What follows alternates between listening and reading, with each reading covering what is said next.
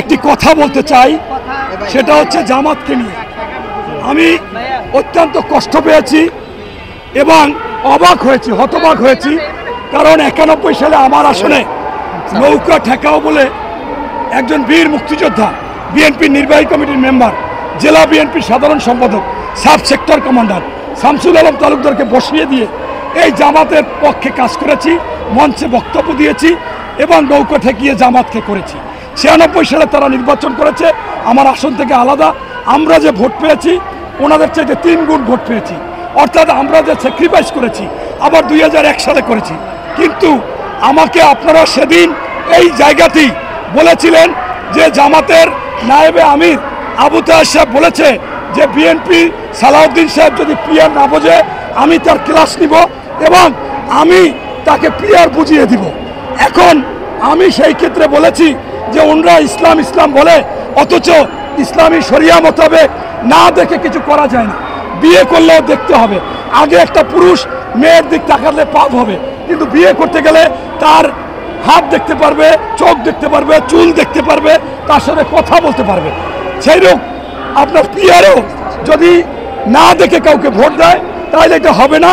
এই জন্য শরিয়া মোতাবেকও পিআর পদ্ধতি ইসলামে নেই। এখন সেই পিআর উনি শিক্ষা দিবে। এখন চামচিকাও একটা পাখি আর ঈগল একটা পাখি। আবু তাহের সাহেব একজন শিক্ষক, আর আপনি আজকে আমাদের শিক্ষার্থী বানাইতে চাচ্ছে আমাদের বিএনপির স্থায়ী কমিটির মেম্বার সালাউদ্দিন সাহেবকে। এটা দুঃখজনক, এরকম কথা ওনার তারা আশা করি নাই। তারপরে বলেছি যে সালাউদ্দিন সাহেবের একটা ক্লাসটা আমি দেখেছি। উনি সদ্য ওনার এলাকায় কুমিল্লায় গিয়েছিল, গিয়ে জামাত এবং শিবিরের কর্মীদেরকে কর্মী সভা করেছিল। সেই কর্মী সভায় উনি এরকম কথা বলছে এই আবু তাহের যে আমার যারা তোমরা কর্মী আছো তোমাদের প্রত্যেক কর্মীকে পাগল হয়ে যেতে হইবে। এখন নির্বাচনের আগে গিয়ে গিয়ে ভোটারদের পাও তো ঠ্যাং ধরতে হবে। এখন তুমি এই ঠ্যাং যদি ধরলে অসুবিধা কি? আমি আবু তাহের তো ঠ্যাং ধরি, কথা বলি। নির্বাচনের আগে তোমরা কর্মীরা একবার ঠ্যাং ধরবা, আর আমি এমপি হওয়ার পরে আমি আবু তাহের যখন এমপি হয়ে যাব এই ভোটাররা 5 বছর আমার ঠ্যাং ধরবে। এই কথাটা একজন ইসলামিক নায়েবে আমির জামাতের লোক এইটা কি বলতে পারে?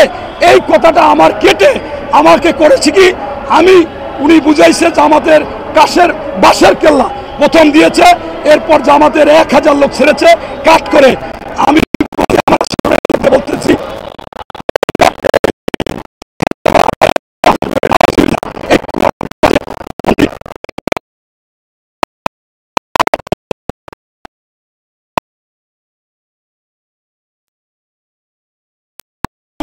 বলছে যে ভাই আমার কি দোষ, আমি তো একটা দল করি জামাত, আমাকে হোয়াটসঅ্যাপে পাঠাই দিয়েছে, আমার কাছে সেই মেসেজ আছে, হোয়াটসঅ্যাপে পাঠাই দিয়েছে, আমি ছাড়তে বাধ্য। তা আমি বললাম তুমি মিথ্যা ছাড়বা, তুমি ডিলিট করো। কয় ভাই তাহলে পুরো বক্তব্যটা দেন, দিছি তারপরও ডিলিট করে না। ফোন করছি, কয় ভাই আমাদের উপর নির্দেশনা না থাকলে হবে না। অর্থাৎ জামাত এমন একটি সংগঠন, আকাম কুকাম ওর টপ টু বটম আমির যা বলবে ওর একেবারে নিচ পর্যন্ত সেই মিথ্যাচার করবে, এই গুজব ছড়াবে। এই হচ্ছে জামাত। আমি লজ্জিত যে তাদের 2001-এ নির্বাচন করেছি, 18 সালে করেছি, আপনার 8 সালে করেছি, অথচ আজকে এইরকম তারা মিথ্যাচার করতে পারে এই দল, এটা বিশ্বাসযোগ্য না। এবং পাশাপাশি দেখছেন ইদানিং জামাতের লোকজন কোনো রকম একটা জরিপ টরিপ করে পেপারে দিয়ে বলে যে 90% লোক পিআর চায়। আপনি বিশ্বাস করবেন কিনা আমি জানি না, আমার গলা বসে গেছে।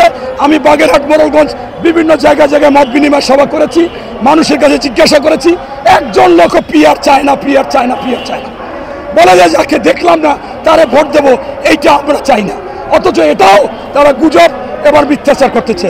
আপনাদের কাছে অনুরোধ, আমার এই বক্তব্যটা আবু তাহেরের বক্তব্য, সেই বক্তব্য আমার দিকে কেটে করতেছে, এইটা আপনারা সবিনয় আপনাদের কাছে আবেদন, প্রয়োজনে আমি আবু তাহেরের বক্তব্যটা আমি নিয়ে আসছি, আমার পুরো বক্তব্যটাও নিয়ে আসছি, কাটিং বক্তব্যটাও নিয়ে আসছি, এইটা আপনারা একটু দেখবেন। ধন্যবাদ। এবার